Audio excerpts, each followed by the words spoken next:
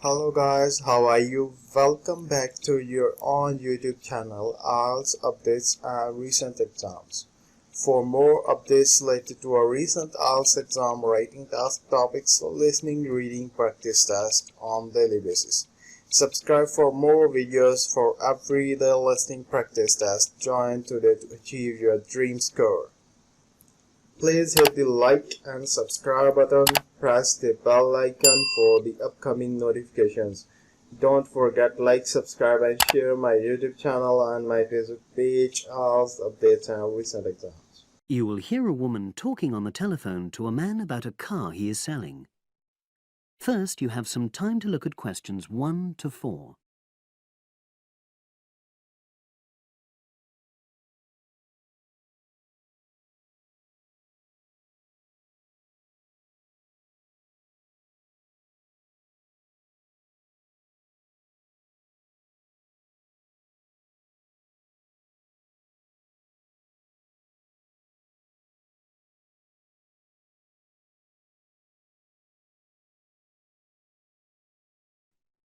Now we shall begin. You should answer the questions as you listen, because you will not hear the recording a second time. Listen carefully and answer questions 1 to 4.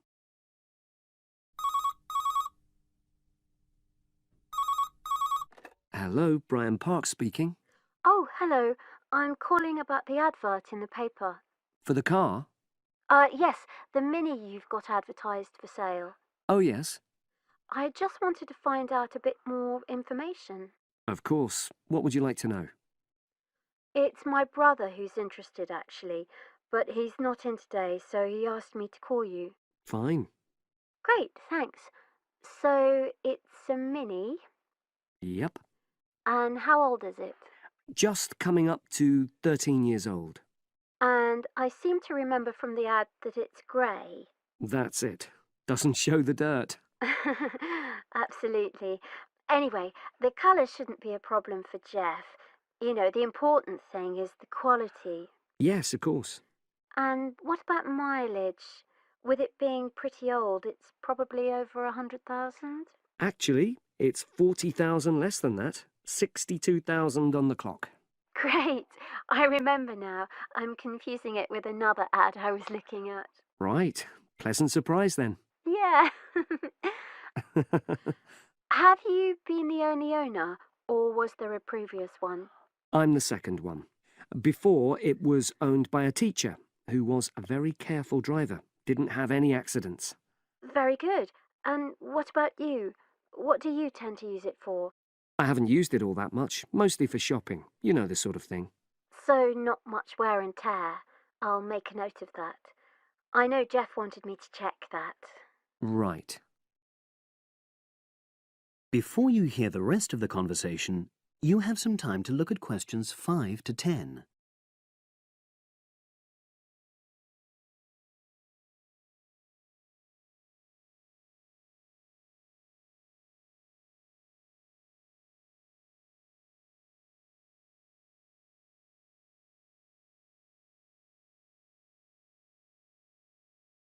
Now listen and answer questions 5 to 10.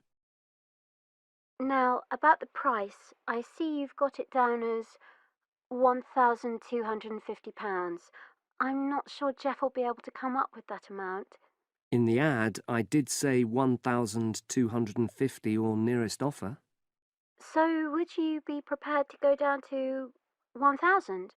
That's really too low, I'm afraid. 1,100? I might be able to go to that. Okay, I'll make a note of that. What about tax? Is it due soon? Got another 5 months before it's due. Oh, that's a real plus, yes. I'll make a note of that. Okay. Now, you say it's in good condition. For its age, I'd say yes, definitely. It's just been serviced and there were no major problems. Major. I'd be able to show you the service report. The only thing is, you'd have to get a new tyre in the near future. Though it's still okay, you know. It's certainly absolutely safe at the moment. Okay, fair enough. Yes, I understand. And the garage also mentioned that one headlight could probably do with replacing. They think there's a fault there, intermittent. Well, we'd obviously look at all the documents, but that sounds very straightforward. Of course. I've got all the service documents up to date, and you can look at those. Well, it all sounds pretty good, and I know my brother will be interested, so would it be possible for him to see the car? He's back from his trip tomorrow and away tonight, so how about tomorrow? Tomorrow? Wednesday? I'm afraid that's not possible. I'm out pretty much all day. Well, Thursday then? That'd be fine, yeah. In the morning? Yes, that'd suit me perfectly. Great. Now, you'll need my address. Oh, yes, of course. What is it? It's number 238, 238? London Road. Oh, that's easy enough. Yes, very straightforward. So I'll pass on these notes to Jeff, and he'll see you in a couple. That is the end of part 1. You now have half a minute to check your answers.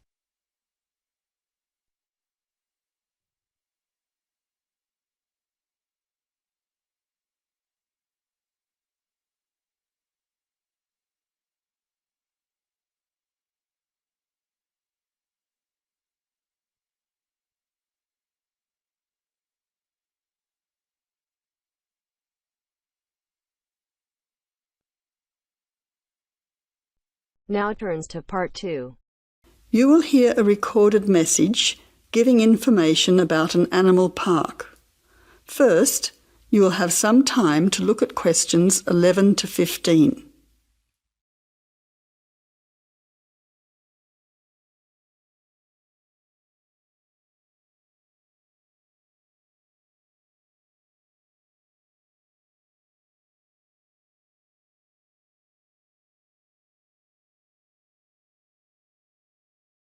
Now listen carefully to the first part of the message and answer questions 11 to 15. Welcome to the Australian Wildlife Park Information Line. The Australian Wildlife Park is very proudly owned and operated by an Australian family, John and Amanda Brooks, who operate the Australian Wildlife Park with their children, David and Sandra. The family doesn't receive any government assistance. It's solely funded by tourists visiting the park. Thank you for your support and assistance. When the Brooks family purchased the Australian Wildlife Park in 1987, the park housed a small collection of animals and birds on a modest 5-acre or 2-hectare property. A few years later, the park doubled in size when the family purchased the adjoining property. Also, the collection of animals started to boom. In May 2003, the family designed and built a new park in the public open space. Once again, more than doubling in size. The park now features about 200 species with more than 2,000 head of animals, birds and reptiles. Regarding the entry fee, adults pay $23, children aged 3 to 14 pay $10, aged pensioners are $17 and students are $16. One of the great things about the Australian Wildlife Park is that all of the attractions are included in the entry fee. No extra money is needed around the park, so make the most of your experience. All shows, talks, photo opportunities and animal food are included in your entry fee. In addition, the Australian Wildlife Park is open every day of the year from 9 a.m. to 5:30 p.m, except Christmas Day, 25th of December.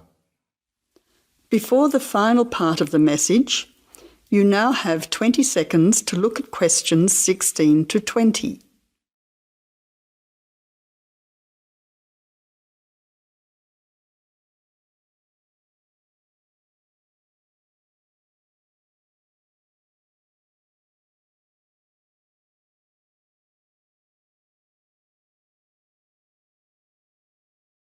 Now answer questions 16 to 20. Several attractions are available to visitors to the Australian Wildlife Park. Firstly, you can meet the koalas between 10 a.m. and 4:30 p.m. Here, people can view the koala colony in a natural environment. Another attraction is to feed the kangaroos between 9 a.m. and 5:30 p.m. Visitors can take a walk through the kangaroo enclosure, viewing them in a natural environment. Kangaroo food is provided and the kangaroos are very friendly. Also enjoyable are the wombats. At 11 a.m, 2 p.m, and 3:45 p.m, there are interactive shows where the team is delighted to introduce you to these popular animals. Other attractions that may interest you are an interactive farmyard, suitable for children of all ages. Animal food is provided and the animals are very friendly. In addition, the working farm is where the country comes to town. Visitors can milk a cow, bottle feed a lamb, watch farm dogs gathering the sheep. All the excitement of a real Australian farm. When they ask for volunteers, be sure to put your hand up. Everyone can get involved. We at the Australian Wildlife Park hope all our visitors have an enjoyable time. See you soon! That is the end of part 2. You now have half a minute to check your answers.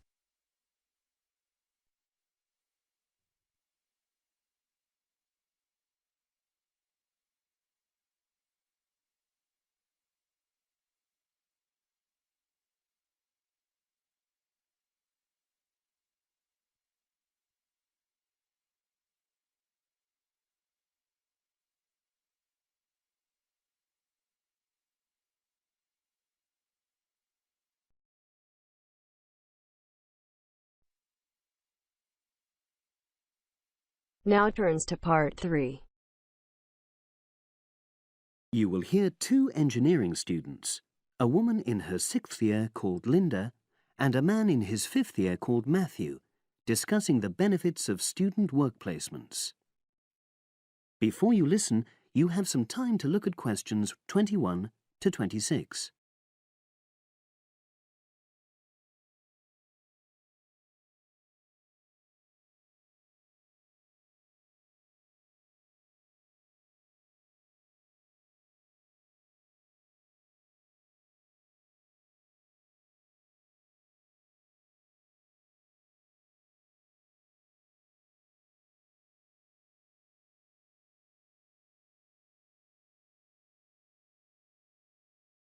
Now listen and answer questions 21 to 26. Hi, Linda. Can you spare a few minutes? Hello, Matthew. No problem. I just wanted to talk to you about temporary work placements. I've never really thought there was a good reason for doing one. I've got some savings, so I don't really need the money at the moment. But I've had an email from the university about a vacancy that looks quite interesting. You did a placement last year, didn't you? I did, yes.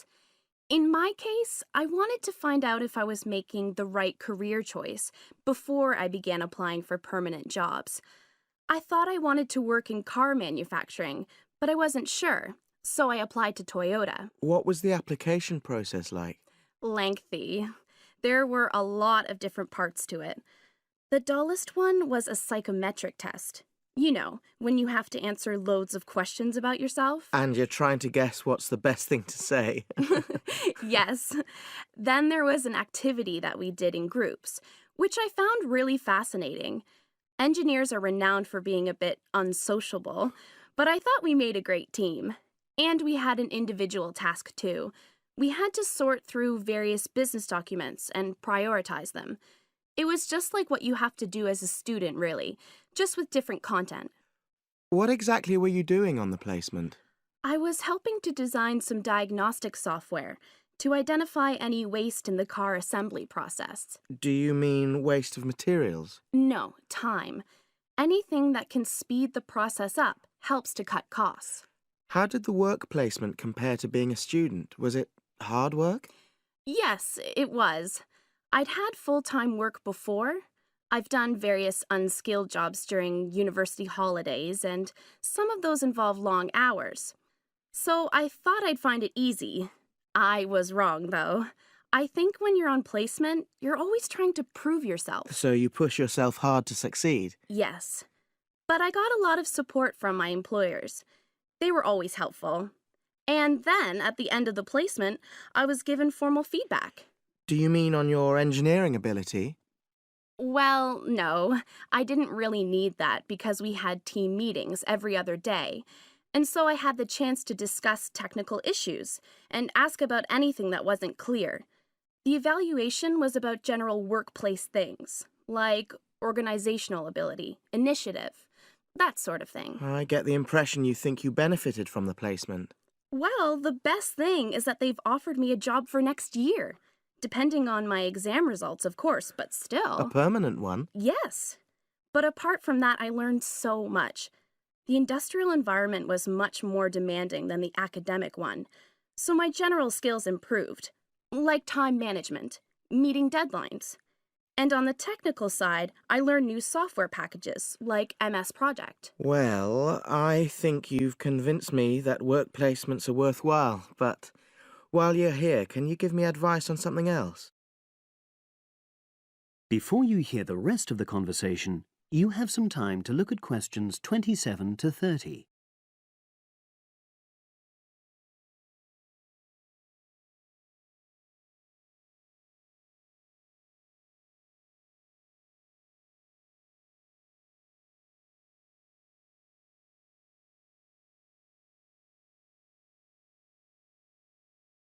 Now listen and answer questions 27 to 30. I'm about to make a start on the engineering materials module, and I've got a book list here.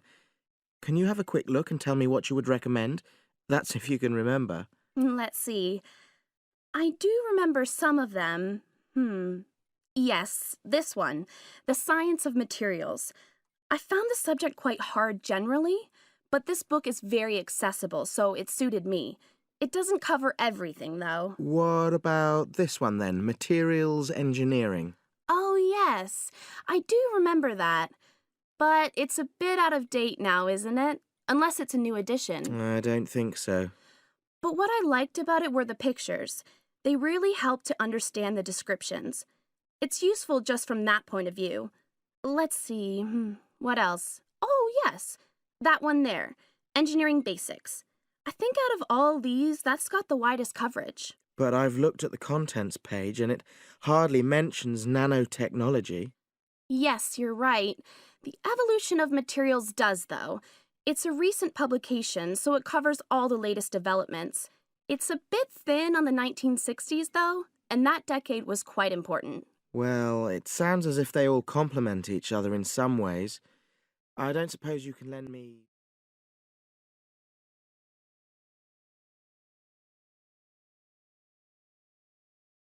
That is the end of part 3. You now have half a minute to check your answers.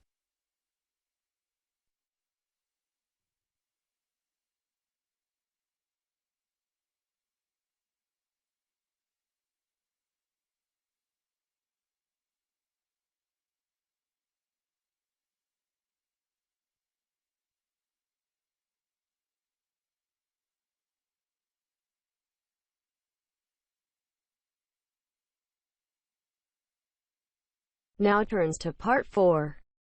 Part 4. You'll hear a lecture on MSG. First, you have some time to read questions 32 to 41.